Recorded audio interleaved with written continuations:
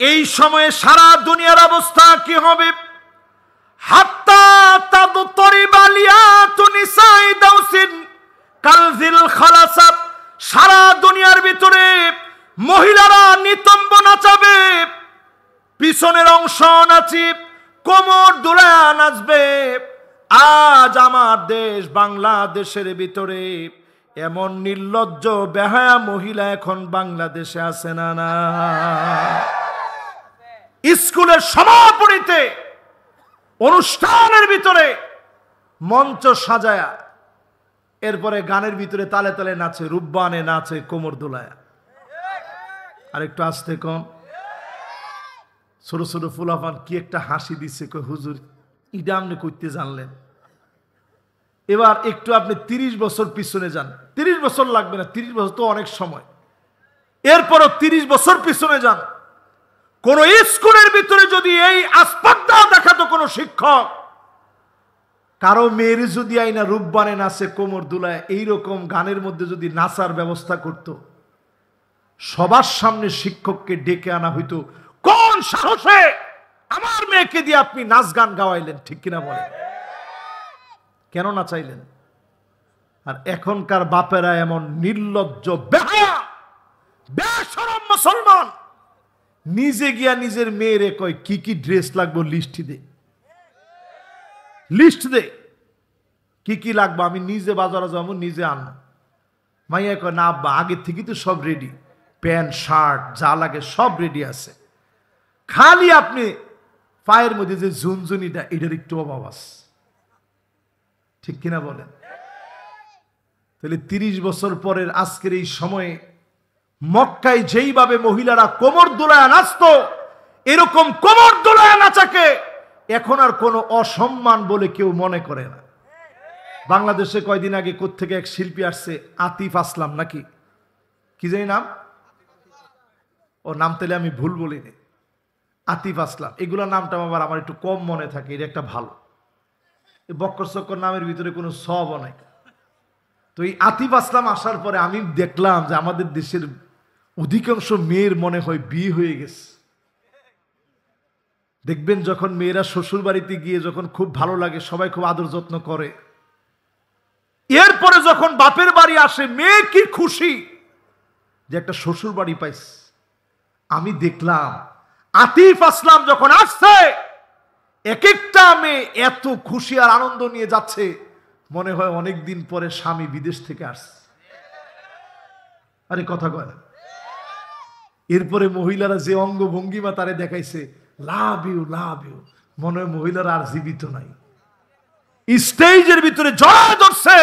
এইরকম নেক্কারজনক ঘটনা যত ঘটবে মনে করবেন এই আধুনিকতা কিয়ামতের জন্য ডেকে ডেকে কিয়ামত নিয়ে আসতেছে। ঠিক কিনা বলে? আল্লাহর হাবিব জানায় দিলেন, এমন সময় এই দুনিয়ার ভিতরে আসবে, ইয়াতি মাসি মিন কিবালিল মাশরিক হিম্মাতিল মাদিনা হাত্তা ইয়ানজিল দুবুরাহান সুম্মা তাসাররাফাল মালায়েকা। এই পৃথিবীর ভিতরে এমন সময় আসবে, এমন সময় পৃথিবীবাসী দেখবে সারা দুনিয়ার নেতৃত্ব মুসলমানদের হাতে আসবে। জুলুম নির্যাতন নিপীড়নের পরে মুসলমানদেরকে একের পর এক যিনি নেতৃত্ব দিবেন তিনি কে? ইউসলিহুল্লাহু লাহু লাইলাতান ওয়াহিদা, এক রাতের ভিতরে সারা দুনিয়ার ভিতরে টান লেগে যাবে। একটা রাতের ভিতরে মুসলমানদেরকে যিনি ক্ষমতা দান করে দিবেন তিনি কে? দুইটা দেশের ভিতরে আল্লাহ হঠাৎ করে আচমকা এটা একটু দেখাই দিছে। 3 তারিখে একজনও বলতে পারে নাই। 3 তারিখেও তারা স্লোগান দিছে, কবর দে রে কবর দে। আরে কথা কয় না। বাশার আসাদের পক্ষ থেকে 7 তারিখেও একটার পর একটা হামলা হয়েছে। সে বুঝে নাই 8 তারিখেই তার বাতিটা নিভে যাবে। জোরে কোন আল্লাহু আকবার। আল্লাহ পাক বুঝায় দিলেন, সময় আসবে এমন, ইমাম মাহদী আলাইহিস সালাম যখন চলে আসবে, এক রাত্রির ভিতরে মুসলমানদেরকে ঐক্যবদ্ধ করা হবে, ক্ষমতা দেওয়া হবে। সারা দুনিয়ার ভিতরে মুসলমানদেরকে যিনি শক্তিশালী বানায় দিবেন তিনি কে?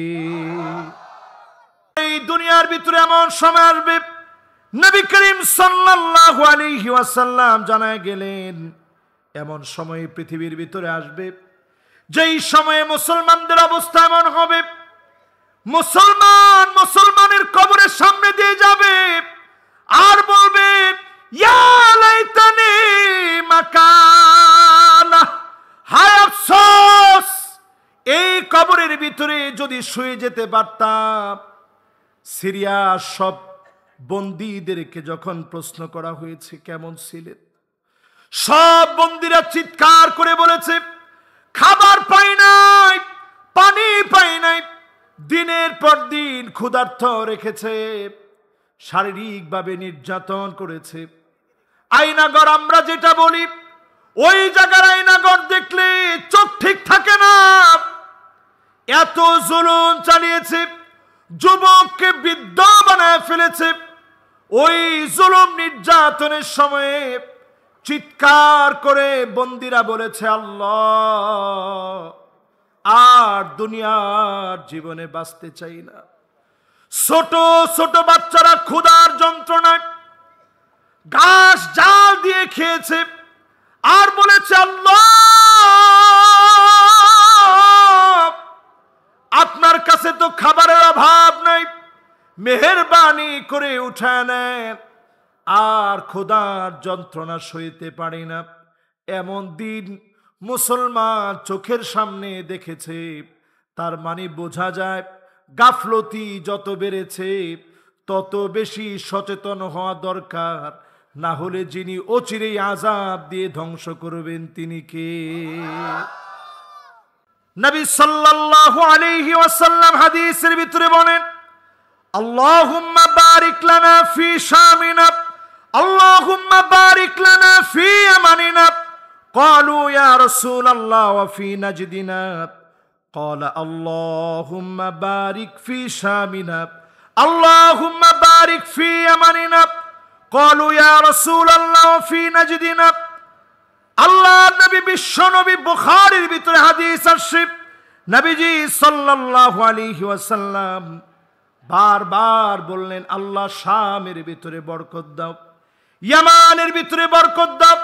এই দুইটা দেশের দিকে, সিরিয়ার দিকে তাকায় দেখেন, ইয়ামানের দিকে তাকায় দেখেন, যে ইয়ামান থেকে একটা বাতাস বের হবে, মুমিনরা সব কিয়ামতের আগে ইয়ামানের দিকে চলে যাবে, হামাগুড়ি দিয়ে যাবে।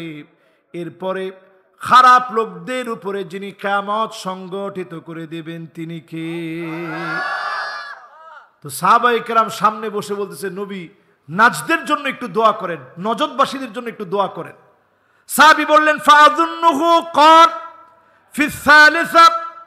নবীজি সাল্লাল্লাহু আলাইহি সাল্লাম বারবার স্মরণ করে দিচ্ছেন, নবী নাজদের জন্য দোয়া করেন। আল্লাহ নবী বললেন, হুনাকা জালাজিল ওয়াল ফিতান, সেইখানে ভূমিকম্প হবে, ফিতনা আসবে, অনেক ফিতনা নজদ থেকে শুরু হয়েছে। নাজদের ফিতনার সঙ্গে আমরা নাই, আল্লাহ নবীর সুন্নতের সাথে থাকতে চাই, ঠিক কিনা বলেন? আল্লাহর হাবিব বলেন, হাত্তা তাউদ আরদুল আরব মুরুজান ওয়া আনহারা, গোটা আরবটা বৃষ্টি দিয়ে ভরে যাবে। যে আরবের ভিতরে তেমন কোনো পানির উৎস নাই, মরুভূমি আর মরুভূমি। এই পৃথিবীর 1 ভাগ মানুষ বসবাস করার মতো উপযোগী, এর মধ্যেও আল্লাহ রাব্বুল আলামিন এত পরিমাণ মরুভূমি দিয়েছেন। এই মরুময় পৃথিবীর ভিতরে বৃষ্টি হয়ে সবুজ শ্যামল হয়ে যাবে, আরব সবুজ শ্যামল হয়ে যাবে। সহজ বিষয় না। এই সবুজ শ্যামল হওয়ার মধ্য দিয়ে আরেকটা বার আল্লাহ জানায় দিচ্ছে, সজাগ হও, না হলে যিনি পাকড়াও করবেন তিনি কে? আল্লাহর হাবিব বলেন, লা ইয়াবকা বাইতুন মিনাল আরাব ইল্লা দাখালাতুহু, আরবের এমন কোন ঘর থাকবে না যেই ঘরের ভিতরে ফিতনা ঢুকবে না, রন্ধ্রে রন্ধ্রে ঘরে ঘরে ফিতনা ঢুকে যাবে। ঠিক কইছে একজনে? সবাই কোন আরো জোরে। এটা বললে আমার নিজের কাছে বড় কষ্ট লাগে। এই যে কষ্ট লাগে দেখে আসলে বলিনি। বিশ্বাস করেন, মদিনায় গেছি, এই তো এই মাহফিল শুরু করার কয়দিন আগে গেছি। পরে মসজিদ নববী থেকে একটু দূরে আমরা কত আবেগ নিয়ে যাচ্ছি। আমার নবী এখানে ঘুমায় আছেন, আমার নবী এখানে শুয়ে আছেন, তাশরিফ নিয়েছেন মদিনাতুল মুনাওয়ারায়। নবী কত আপন করে নিছেন এই ভূমিরে। সেই জায়গার ভিতরে যাওয়ার পরে চক্ষুটা ছানাবড়া হয়ে গেছে। আহারে, গিয়ে দেখি মসজিদে নববীতে ঢুকতে ঢুকতে অ্যারাবিয়ান মহিলারা প্রকাশ্যে ধূমপান করতেছে, মুখ খোলা প্রকাশ্যে ধূমপান করতেছে। এরপরে আমি সেখান থেকে গেলাম, সৌদি আরব থেকে গেলাম জর্ডানে। আমি দেখলাম সৌদি আরবের এয়ারপোর্টে এসে যার যার ড্রেস সব চেঞ্জ করে ফেলছে।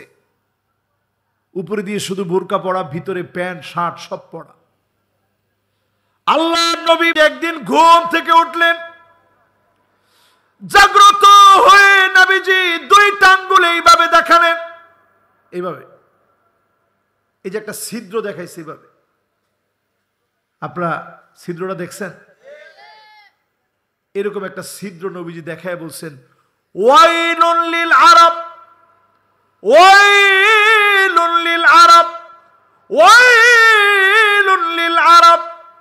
এই আরব ধ্বংস হয়ে যাবে, আরব ধ্বংস হয়ে যাবে, আরব ধ্বংস হয়ে যাবে। কয়বার বলছেন? তিনবার নবীজি কথা বলছে। এইভাবে দেখায় নবীজি একবারে ভয়ে আতঙ্কিত হয়ে গেছে, আরব ধ্বংস হয়ে যাবে। ইয়াজুজ মাজুজের ছিদ্র এত বড় হয়ে গেছে, এরা বের হয়ে যাবে, ইয়াজুজ মাজুজ ছড়া পড়বে। তাদের যে সাদ, যে প্রাচীর দেওয়া আছে, এই প্রাচীর ভেদ করে পৃথিবীর মধ্যে ছড়ায় পড়বে। সারা দুনিয়ার ভিতরে বিপর্যয় আর ফিতনা ফাসাদ সৃষ্টি হয়ে যাবে। নবীজি যখন কথাগুলা বললেন, উম্মে সালামা বলতেছেন, ওগো নবী, আমরাও কি ধ্বংস হয়ে যাব? ওয়াফিনা সালিহুন, আমাদের মাঝে কত নেককার আছে, দিনদার আছে, আমরা কি ধ্বংস হয়ে যাব? আল্লাহর নবী বললেন, হ্যাঁ, তোমরাও ধ্বংস হয়ে যাবা। ইদা কাসুরাল খাবাস, খারাপি বেড়ে যাবে, অশ্লীলতা বেড়ে যাবে, পাপাচার তোমাদের মধ্যে বেড়ে যাবে।